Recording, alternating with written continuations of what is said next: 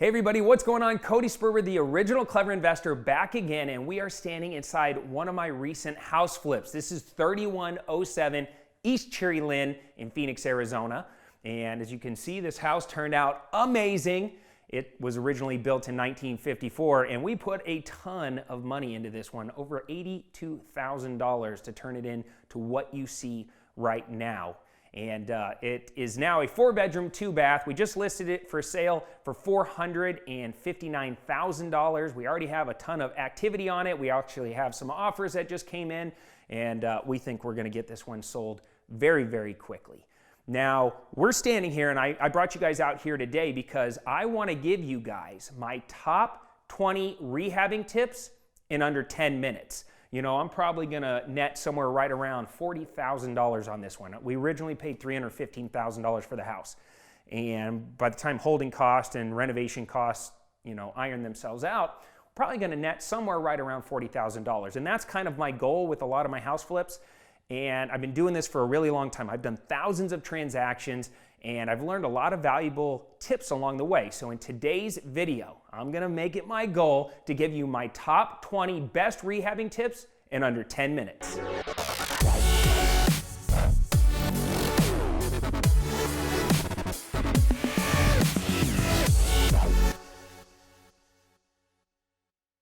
All right, so we are about to have some fun. Do me a favor, if you get value from this video, for me dropping my best rehabbing tips on you, smash that like button for me and make sure you take good notes because I'm about to go in. All right, let's put a timer up on the screen. I hope I can do this. I got some good stuff for you, so ready? Here we go. All right, tip number 1 is to have a 10% fudge factor into every rehab budget. Listen, it's very difficult to have the perfect budget for any rehab, but the last thing that you want is to be over budget, especially if you plan on doing multiple rehabs. Always plan on having at least a 10% buffer worked into the budget for those, pesky last-minute surprises that can pop up. Now, if you're budgeting $30,000 for the work, add an additional $3,000. And here's a quick pro tip. If you're working with a contractor and your internal budget is, let's say, $40,000, tell the contractor that your budget is actually $36,000. In other words, don't reveal your fudge factor, otherwise you're probably going to end up at $44,000 and over budget. Tip number 2 is don't forget about the small cosmetic items and the labor costs that come with it. When you're creating your budget, everybody normally focuses on the big ticket repairs, things like plumbing and electrical and the HVAC or the roof. But make sure that you're accounting for all the small cosmetic upgrades that most people really don't think about. Things like door hinges, cabinet pulls, doorknobs, doorbells, smoke alarms, mailboxes, new HVAC vents. Also, you need to consider the cost of labor that's going to go into making those upgrades. For example, it might cost you like $100 a door with the casting around it to install, but then you also have to pay for the doorknob to get installed. That might run you an extra $150 to have a guy come in and add all the doorknobs to the entire house. This is a hidden cost that you don't think about when you're budgeting for new doors. In rehabbing, it's not just the big repairs that kill you. It's the small little expenses that you never really account for that will destroy your budget. Tip number 3 is to make sure you know which walls are load-bearing and which ones aren't. Now, I can't tell you how many times we purchased an old house that we wanted to update the floor plan by opening up the walls, only to find a few of the walls actually supported the roof, and it cost us an extra $2,000 or more to bring in a beam to support the new open floor plan. Now, this expense actually adds up, especially if you're adding more than one beam. So always have your contractor tell you which walls are load-bearing and which ones aren't. Tip number 4 is to always match your wall textures whenever you patch walls or open up floor plans by adding beams. Listen, it's very easy to see old versus new texture. And if you're doing a remodel in a nicer home, you have to retexture the entire wall and not just patch or do partial wall textures. We screwed this up actually in the house that we're standing in right now because we received a bunch of feedback from all the different showings because people noticed the first thing when they walk in this door is they noticed where the old wall was and where the new wall was and where the new and old drywall connected, and we didn't retexture the entire thing. And so it was very easy for them to see old versus new, which is never what you want, all right? So always match wall textures by retexturing the entire wall. Tip number 5 is use non-name brands in cheaper rehabs. If you got a rehab that's not a luxury rehab or not gonna sell for a really high price, then I recommend using non-name brand appliances and fixtures and materials in the project. Most people, especially on middle of the grade rehabs, they're not gonna walk in and notice the difference between a Moen faucet or an Ultra faucet. So instead of paying top dollar for name brands like Glacier Bay or Delta or Moen or GE, you can buy basic appliances, basic faucets, basic fixtures at almost half the cost. Tip number 6 is to find out the permitting timeline in the city that you're rehabbing in. One of the biggest time and money wasters is waiting for permitting. Now, it's vitally, vitally important for you to understand your city's permitting process and timelines. Now, the key is knowing how to game the system. So for example, over-the-counter approvals obviously take less time because you simply show up with your plans and they end up stamping it right then and there, right over the counter for approval. Now, if you have a full set of plans approved with a full inspection, it can actually take weeks, maybe even months, resulting in thousands and thousands of dollars in wasted holding costs, especially if you're using private or hard money to fund your deals. So know how to game the system, and this is how. Tip number 7 is trying to submit multiple plans for permitting instead of one large permit submissions. So this is how you game the system. A sneaky way to get in there and shorten that timeline that it takes to actually get plans approved is to submit your plans in stages versus all at one time. And here's what I mean.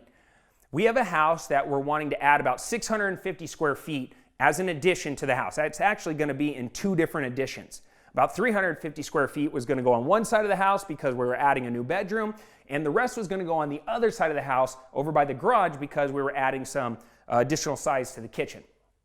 Well, instead of submitting a full set of plans to the city for inspection and approval, which could have taken months because of backlogs, we decided to submit our plans in stages so we can get an over-the-counter approval. Come to find out, in this particular city, if you're adding under 400 square feet at a time, we can get that over-the-counter approval, and we knew that it was possible. So we submitted stage 1, adding the bedroom. Even though it cost us a few $1,000s in permitting fees, we were able to get that approved, and then we were able to move over to the other side of the house, submit that plan for approval, and we ended up, it took days to get approval instead of months, and we saved a ton of money in holding costs. Now, tip number 8 is don't bargain shop for a general contractor. I've said this before in other videos, guys. You need to treat your general contractor like you would your heart surgeon. They are that important to your rehabbing business.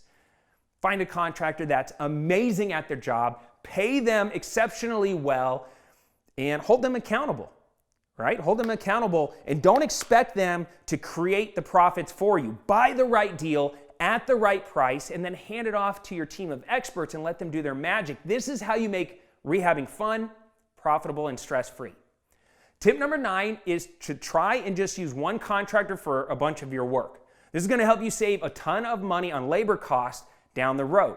Now, if you have too many different contractors or subcontractors working on your project all at one time, they're all going to have their own markups. So instead, try to find quality workers that have multiple talents. Now, for example, I have this one guy named Chewy, and he's a phenomenal handyman. He does paint, he does tile, he does, carpet installs, he can do basic carpentry, he can do a lot of different things, all right? And what we do is we send him over and we have him bid out multiple parts of our project, and that way he can bundle the work and we can end up getting a better deal than having a bunch of different subs go and give us bids and having to negotiate each one individually.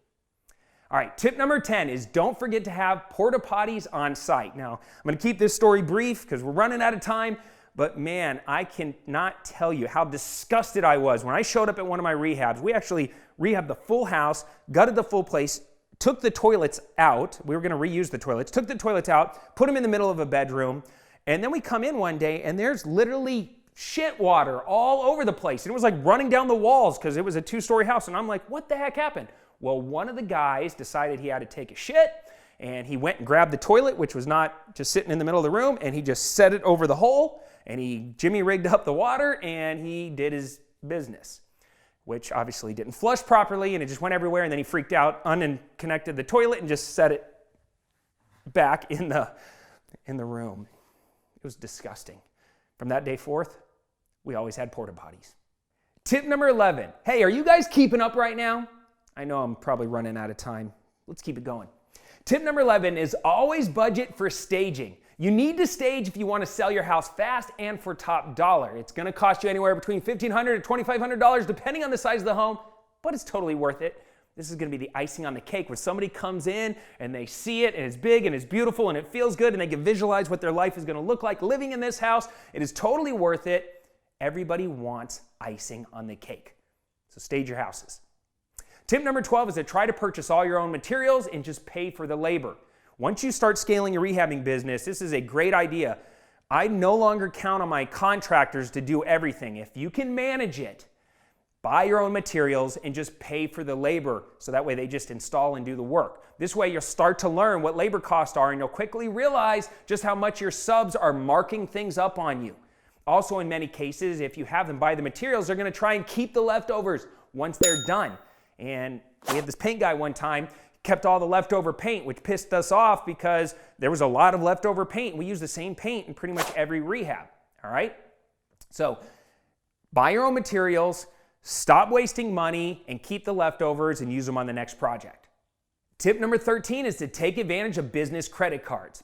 Pay attention, guys, because business credit cards can be a great advantage for you in the long run. Now, I recommend trying to find credit cards with a 0% APR, which is an annual percentage rate, for at least 9 months. This way, you can build points and save cash. Tip number 14 is to try to rehab properties that have irrigation already on site. Now, when it comes to landscaping, you're going to want to find homes that already have irrigation built in. That way, you can tap right into it. It's going to be much cheaper with the irrigation that's already there versus trying to re-landscape the entire property. Tip number 15 is to stay away from projects that are on a busy street, underneath power lines, or behind commercial properties. Now, these properties can be very tempting to purchase because they're usually at very big, deeply discounted prices, but trust me, they're discounted because they're impossible to sell to any other sucker except for you who comes in and thinks that you're going to buy a great deal. Do yourself a favor and stay away. Trust me. Tip number 16, plan on replumbing the entire house if you find cast iron plumbing in an old property. Now, old properties, they oftentimes have cast iron plumbing, and the problem with cast iron is over time, the pipes disintegrate and they leak. And the second you open up a wall, and the second you try to touch the plumbing or move the plumbing, the pipes are just going to be totally worthless. So build in your budget that the entire house is going to need replumbed if the house is older and has cast iron plumbing. Tip number 17 is to call 811 to come out and blue stake your property for free. 811 is a free service that's going to come out and mark up all your utilities, your sewage, your power lines. That way, when your contractors come in or your demo crew or the landscapers come in, they start digging around on the ground. They don't cause any damage to your utilities and your lines, and it's going to make it really easy for all of your subs to find where everything is. So use 811 and get them to come out and blue stake. Tip number 18 is to purchase flooring, carpet, or paint in bulk. Buying in bulk is a great way to save money, and since you're using the same flooring and the same paint and the same materials in a lot of different rehabs, it's great to buy them in bulk and save yourself a bunch of money.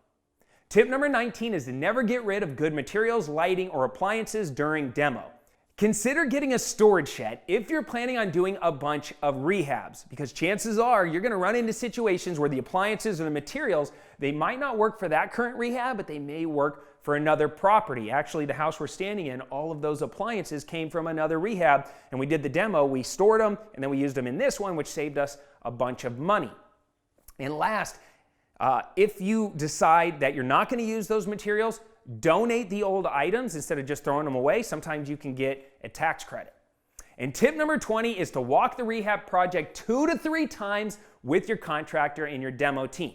You need to be on the same page with your contractor. So my recommendation is before the work starts, walk with your team approximately 2 to 3 times so that way everybody is on the same page. Ultimately, there are going to be a few issues that pop up during the process, but you can eliminate a lot of these problems by preparing your team on the front end. Hey, we made it in 10 minutes flat. I said 10 minutes flat. There we go. Hope you guys kept up. Put these tips into practice today, and I promise you that you're going to see your projects completed smoother, and the experience will be more fun, more enjoyable, and more profitable on the back end. Now, I'm going to be doing more of these types of videos, so let me know in the comment section down below what your feedback is on this one and what your best rehabbing tip is that I potentially missed.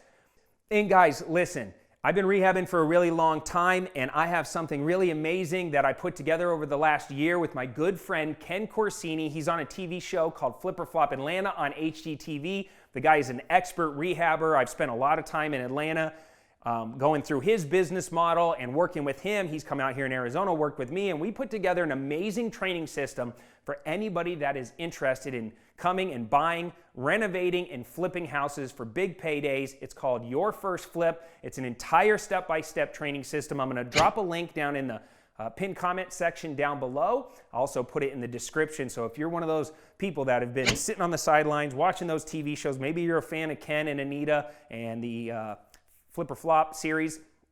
If you've been sitting on the sidelines, you want to do this for yourself, that's exactly where to start.